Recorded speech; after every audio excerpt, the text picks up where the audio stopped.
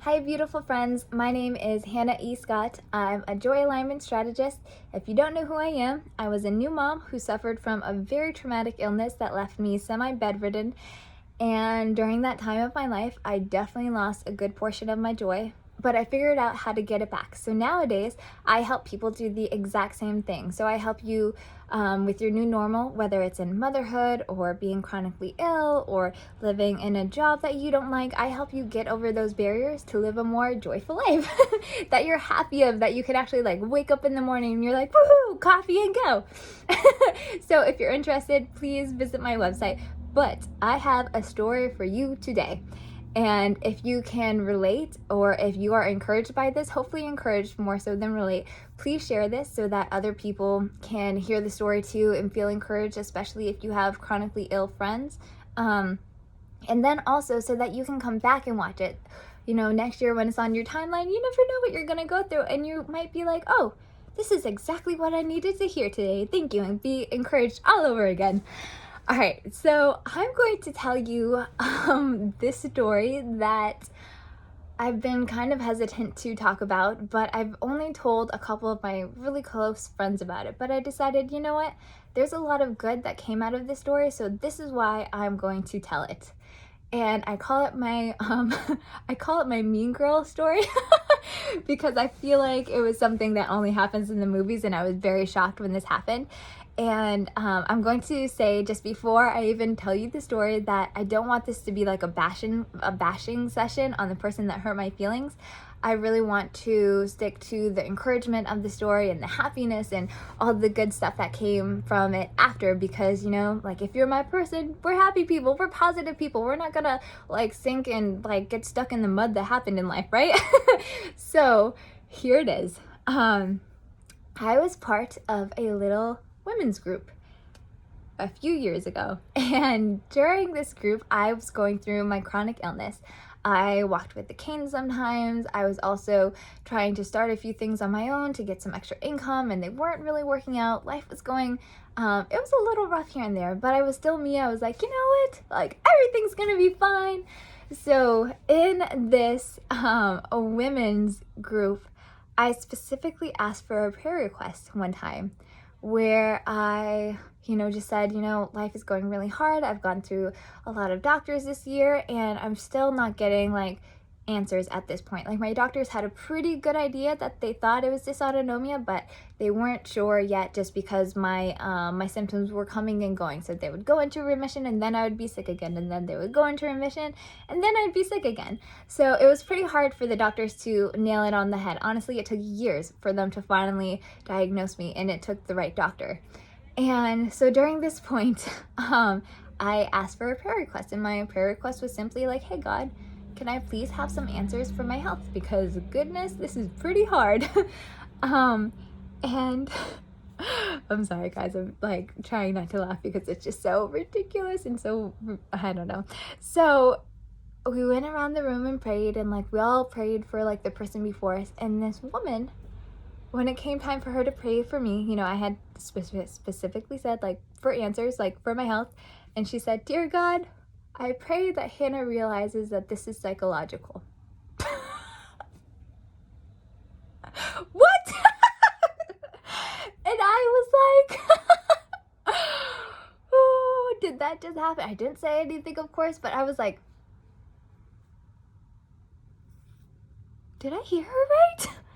Did she really just say that? I was like stunned. And then me, at that point, this is what my problem was. I didn't really have friendship boundaries. And so I was like, I probably heard her wrong. She's probably still nice. Like, I'm a big people pleaser. Like, I'm still gonna like, just pretend like nothing happened. Maybe I probably heard her wrong. That was definitely it. I must have misheard her. Well, I go back again the next week, and the same thing happened. I specifically prayed another thing for my passion project at the time, and I was like, God, just please, can I have more direction in my passion project? And this woman said something along the lines, when she was praying for me, as if, God, please let Hannah know that it's okay to drop her passion project. What? Oh my gosh, it was so mean. And so I stopped going to the group after the second time, and then the friendships definitely dwindled out. Actually, I still tried to be friends with them, and they were just like, I do not like you. I don't know why they didn't like me. It really hurt my feelings, but it's okay because it taught me a fantastic lesson about friendship on so many levels, especially when it comes to chronic illness. Because as you know, if you are chronically ill, friendships take more energy from you. They take pain to go through the process sometimes. So with me, every single time I would go to their house to do this women's group, I was in pain. And then I would have to take a day, sometimes two, sometimes a week to recuperate from going to this, or like cleaning my house for them to come to me. Oh my gosh, that was so painful, like cleaning my house, like, oh no. And if you have an illness, you totally know what I'm talking about and you can relate. So the biggest thing that I learned about friendship is to have boundaries.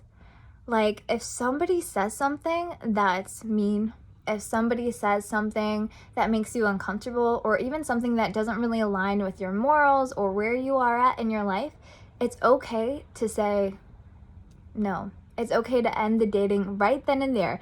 At that point, you know that it's not going to be a good relationship in the long run. You know, people need different kinds of people in their life, and it has nothing to do with you. Sometimes it's not only about them or you, it's just about the connection. Because when you're looking for a friend, you're basically dating. You're like, do you like this? Do you like ice cream? Do you like hot dogs? Yes. Do you like Colorado? Do you like Colorado? And then there's like sparks that happen. You're like, yes, I love hot dogs. Yes, I love ice cream. Colorado, let's go on a trip, And it's just like, when someone's meant to be your friend. Like there's just so many sparks in the conversation where you're like, I love you. Like this is gonna work out. Like this friend dating is like, we got it down. But when you're friend dating and you feel exhausted, you feel hurt, you feel defensive, it's not gonna end well. And my advice to you is to keep those boundaries in the beginning, and just, there are so many people out there in the world. And my parents used to say this to me as a kid, and I used to like think they were the worst people ever because I didn't hang out with the best crowd in high school, and they're like, Hannah, there's always other friends. And I'm like, what do you mean? These are my friends. They're like the best things ever. They were not the best things ever all the time. And so I went back and I set standards for my friendships after that point. I was like, I'm never doing that again. That hurt way too much. That took so much energy and time from my life, and I honestly didn't have energy or time to give at that point. So what I did is I went and wrote down a friendship list. Like how you have the list of things that you want for a future husband. It's basically the same thing. And it's not like if someone doesn't check off all the things, you can't be friends with them. Absolutely not. There are so many different levels of friendships and so many different things you can relate to.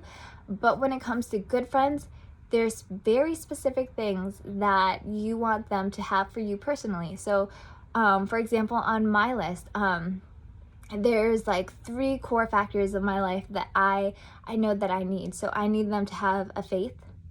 I need them to have, and again, like faith goes with good morals. So if you're a mean person, if you talk dirty about people, that's just kind of a red flag for me. Like, you know what, this friendship is not really for me. I don't talk dirty about people. I mean, maybe about my husband, but you guys know that's like a different thing. Oh my gosh, he's gonna kill me for saying that.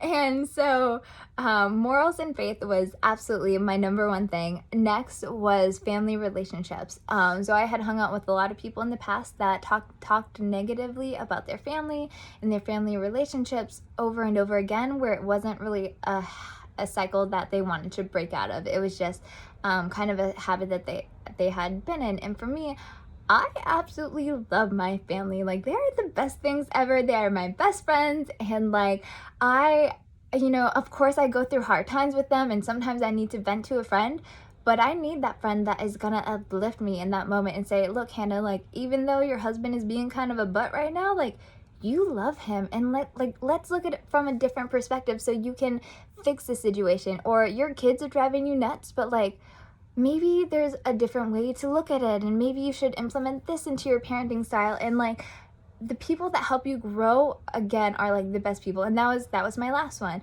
is I wanted friends who are going to help me grow. So in a lot of my friend circles before, I was always the person who I felt like I was just giving, which honestly, I love being that person. I love to give. I will give all day and never stop, like hopefully, until I crash, and then it's not good.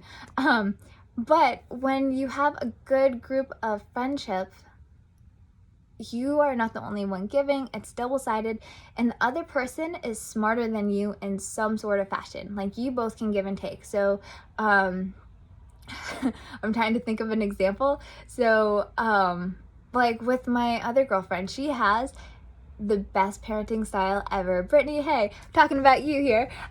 So Brittany, she is into gentle parenting. She has very excitable daughters like mine. So they're like full on high energy. They are like, I don't want to say difficult, but man, they need a lot of love. And I'm not really into being harsh or angry with your kids. Of course that happens, but I'd like to parent in love. And so a lot of the times when I'm having like difficult times with my kids, I know that Brittany is my best friend who I can go to and be like, Brittany, how do I fix this right now? Like, this is really hard, etc., etc., etc. And I have another friend who, they have a small business. We own a small business too, and we go back and forth with each other, and we try to, make each other grow in different areas of our life. So what happens is we're all growing, and it's all good, and everyone's benefiting, and that's what it should be in friendship for me. So morals, everyone's putting in effort, and everyone is growing, and everyone is growing when it comes to their family relationships too. And those are my top 3 factors. So of course you can decide, whatever it is for you. It can be anything. Like, I really need a friend that likes to laugh. That was another thing, like, on my bigger list. I need friends that like to laugh. I need friends that like to be outdoors and stuff, and just like the basic things that you like. And after that, I spent the next year like searching for my people. I was like, I'm not wasting time. I'm not going friend dating with everybody in the world. I have standards for my friends now. I have boundaries, and I want to find them.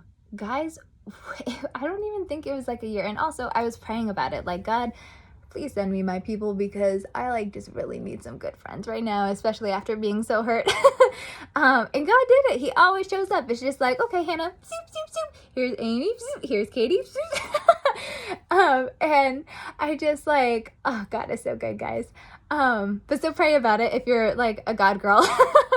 But being intentional helped me so much, especially when it comes to your energy levels with chronic illness. You don't have that much energy, so being intentional about it helps you. And you can look for these people online. You don't have to go out. Like, I'm pretty sure I met Katie, and I met all 3 of them online, or like in a group that I had started online. So like, internet is fantastic for us who can't always get out of our house. And again, like, you can look through their Facebook, and it says that you can know whether or not you're gonna like somebody within 30 seconds of seeing their face. That also counts for their social media profile. Turns out, crazy, right? Read that in a scientific book, guys. So yeah, you can still stalk their Facebook, but again, just be intentional, and that helps you so much. So that's just what I want to leave you with, is that, if you're feeling lonely with your chronic illness and you're having a hard time finding friends, I just want to say it is so possible. You can totally find friends. There are thousands of people out there. I'll be your friend. I love people. Like, I'm your best friend in your head already. Why not, guys? No, but seriously though, there are your people out there just waiting to meet you, and all you have to do is set aside some effort and some intentionality. When you're intentional, it doesn't take as much effort to find these people, versus when you're just kind of like running around and you're like, okay, I'll date this friend, try this person, but like, it's very apparent from the beginning that you guys have nothing in common. You're just wasting your energy, and then everybody feels tired by the end of it and a little sad, but you don't know why.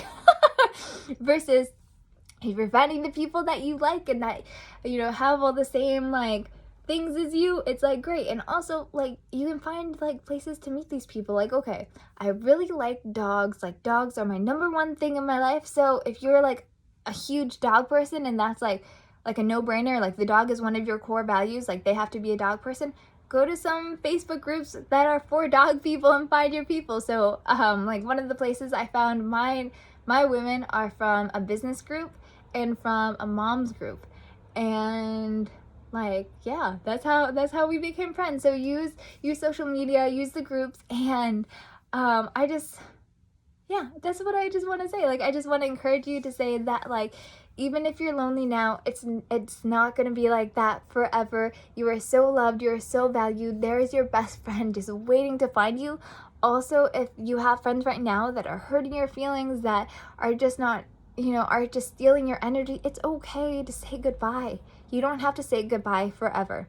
You can still be their friends, later on in life when you are through this passage, or maybe they're through the passage, like maybe taking a little friend break here and there. It's okay.